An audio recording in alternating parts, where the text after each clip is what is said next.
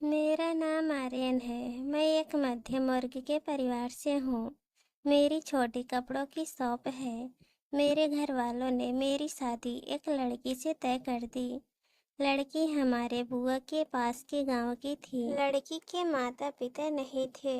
उसे उसके नाना नानी ने पाल कर बड़ा किया था। घर वालों को लड़की पसंद आ गई थी।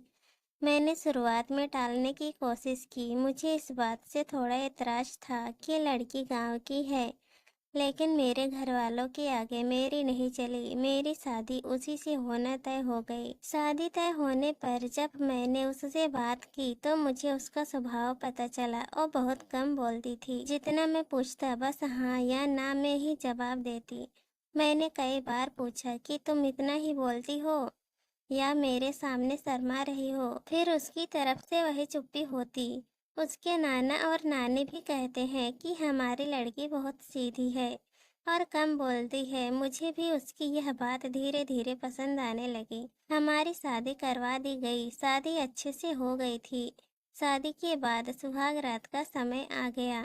मैं अब अपने जीवन की एक नई शुरुआत करने जा रहा था, जिसके लिए मेरे मन में कई विचार थे। इतने दिनों तक बात करने पर मैं उसका स्वभाव समझ गया था, इसलिए मैं जानता था कि मुझे क्या करना है। मैंने उससे पहले बातें की।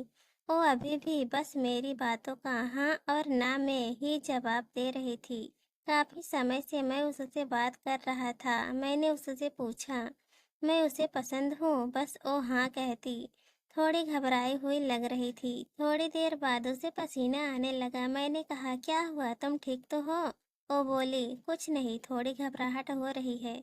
मैं उसे कहा कि तुम आराम करो, बहुत थक गई होगी। शादी की दौड़ भाग में ठीक से नींद पूरी नहीं हो पाती है, इस कारण थकावट से ऐसा हो रहा होगा। मैंने सोचा। मैंने उसे यह कहकर कमरे की लाइट बंद कर दी और मैं भी बिस्तर पर लेट गया। मैंने उसका हाथ पकड़ा और घबराहट के मारे कांपने लगी थी और पसीना तेज हो गया था। वो उठकर बिस्तर पर बैठ गई। मैंने कमरे की बत्ती चालू की। उसकी हालत खराब थी।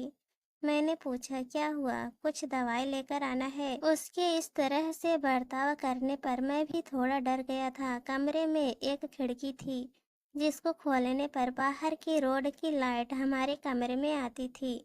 वो खिड़की के पास हवा लेने के लिए खड़ी हो गई।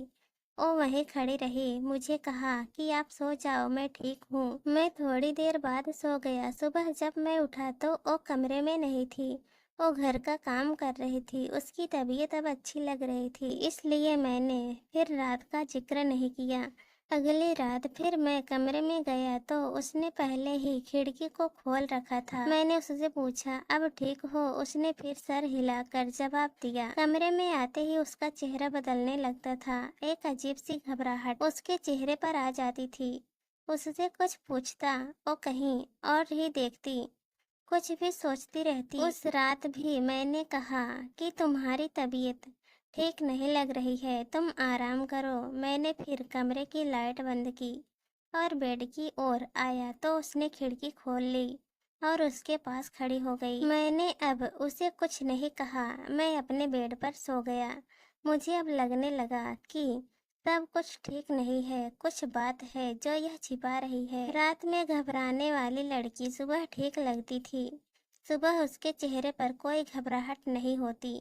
शाम को 9 बजे मैं खाना खा रहा था। अंधेरा हो गया था। मम्मी ने उससे कहा कि छत पर से कपड़े लाना भूल गई तो ले आ। वो कपड़े लाने सीढ़ियों से छत पर गई, लेकिन करीब 1 घंटा हो गया था और वो नीचे नहीं आई। मम्मी ने नीचे से आवाज भी लगाई, लेकिन वो नहीं आई। मेरे खाना खाने के बाद मम्मी ने मुझे कहा कि जा तो देख कर आ। मैं सीढ़ियों पर गया तो वो सीढ़ियों पर ही बैठी थी और उसके चेहरे पर वही घबराहट। मैंने सीढ़ियों की लाइट ऑन की। लाइट ऑन होते ही जैसे वो नींद से जग गई हो। मैंने उससे पूछा कि तुम यहाँ क्यों बैठी हो? वो कुछ नहीं बोल पाई। उसके माथे पर रात जैसा ही पसीना था। वो वहां से चली। अब मुझे समझ आ गया था कि बात क्या है, लेकिन उसकी वजह मुझे नहीं मालूम थी। उस रात मैं कमरे में गया और जाते ही मैंने सबसे पहले अपने कमरे की खिड़की को बंद किया वो वही कमरे में थी, रोज की तरह घबराई सी, पर आज मैंने कुछ और ही सोच रखा था। थोड़ी देर बाद मैंने कमरे की बत्ती बंद की और मैं बत्ती बंद करके उसके पास गया। मैंने जैसे ही उसे हाथ लगाया, वो थोड़ा कांप रही थी। रोज की तरह पसीना छूटने लगा। अब मैंने उसका हाथ और जोर से पकड़ा, लेकिन उसका कांपना और पसीना बहना चलता रहा। तब मैंने उसे कहा कि क्या हुआ, तुम ठीक हो? वो अचानक बोली, मेरी तबीयत बिगड़ रही है। पानी। मैं बत्ती चालू करके उसे पानी दिया। रोज रात की यही कहानी थी। अब मैंने उससे पूछ ही लिया कि मैं जानता हूँ कि कुछ बात है जो तुम मुझसे छिपा रही हो, लेकिन क्या बात है मुझे बताओ। मुझे पता है, लेकिन मैं तुम्हारे मुंह से सुनना चाहता हूँ और उसकी वजह जानना चाहता हूँ। वो पहले ही कम बोलती थी, ऊपर से डरी हुई थी, तो वैसे ही उसकी आवाज़ नहीं निकलती थी। मैंने उससे प्यार से पूछा, क्या हुआ? कुछ ऐसी बात है जो बता नहीं सकती? वो चुप रही। मैंने गुस्से में कहा कि ठीक है, कल तुम्हारे नाना से बात करता हूँ। नाना का नाम लेते ही वो घबरा गई और बोली, नहीं, नाना जी से मत पूछना। तब उसने बचपन की एक ऐसी घटना के बारे में बताया जो इन सब बातों की जड़ थी। उसने कहा, नाना के यहाँ पली बड़ी हूँ। मेरा भाई और हम एक दिन बचपन में खेल रहे थे और खेलते वक्त मैं हमारे घर के अलमारी में छिप गई। मेरे भाई और नानी को यह पता नहीं था। उसी समय जब भाई बाहर दौड़ा मुझे ढूंढने के लिए, तो ओ गिर गया। नानी उसे लेकर पास के अस्पताल में गई। उसका पैर टूट गया था। उसके पहले वो पैसे लेने अंदर आई तो कबाड़ का दरवाजा बाहर से लगा गई। मैंने तब भी कुछ नहीं, मैं छिपी रही। बाहर क्या हुआ था इसका मुझे पता नहीं था।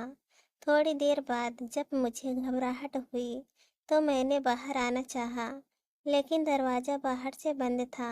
मैंने बहुत कोशिश की, चिल्लाई, लेकिन घर में कोई था ही नहीं। मैं बहुत डर गई। उन्हें आने में करीब 2 घंटे लग गए। मैं उस कबाट में 2 घंटे बंद थी। उनके आने के बाद भी मैं उन्हें नहीं दिखी, तो नानी मुझे ढूंढने लगी। अब मैं अंदर पसीने और घबराहट के मारे बेहाल थी। नानी को आवाज़ पर मैं फिर से जोर से दरवाज़ा खटखटाने लगी, तो नानी ने मुझे बाहर निकाला। मैं जब बाहर निकली तो कांप रही थी। मुझे लगने लगा था कि मैं उस कबाड़ से बाहर आऊंगी या नहीं। आज भी अंधेरा मुझे उस दिन की तरह डराता है। कबाड़ पुराना था, इसलिए कहीं कहीं से थोड़ा टूटा था, जिससे मुझे सांस लेने में कोई प्रॉब्लम नहीं हो रही थी। बाहर क्या हुआ था इसका मुझे पता नहीं था। मैं जब बाहर आई तो मुझे पता चला कि मैं इतने समय तक अंदर क्यों बंद थी। उस दिन से मुझे अंधेरे से डर लगता है। मुझे पसीना और घबराहट होने लगती है।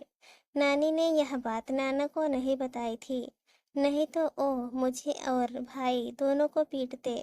मुझे नहीं पता कि अब यह कब तक मुझे परेशान करेगा, लेकिन नानी को यह पता है, इसलिए वो मेरा ध्यान रखती थी।